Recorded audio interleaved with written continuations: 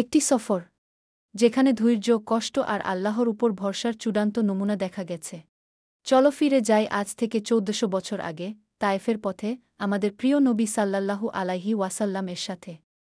মক্কায় যখন অত্যাচার বেড়ে গেল, তখন রাসূল সাল্লাল্লাহু আলাইহি ওয়াসাল্লাম আশার আলো খুঁজে তায়েফের পথে রওনা দিলেন। কিন্তু তায়েফের মানুষরা রাসূল সাল্লাল্লাহু আলাইহি ওয়াসাল্লাম কে ফিরিয়ে দিল, আর ছোট ছোট ছেলে পাঠিয়ে দিল তার উপর পাথর মারতে। রাসূল সাল্লাল্লাহু আলাইহি ওয়াসাল্লাম রক্তাক্ত হয়ে গেলেন। জুতা রক্তে ভিজে গেল। তবে তিনি বদলা নিলেন না, বরং আল্লাহর কাছে দোয়া করলেন। ফেরেশতা এসে বললেন, আপনি চাইলে পাহাড় চাপিয়ে শহর ধ্বংস করে দিব।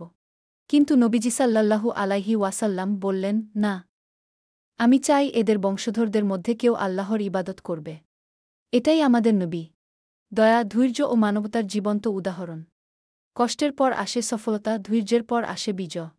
আসুন এই মহান শিক্ষা স্মরণ রাখি, প্রতিকূলতার মাঝেও যেন আমরা দয়া ও ধৈর্যের পরিচয় দিই।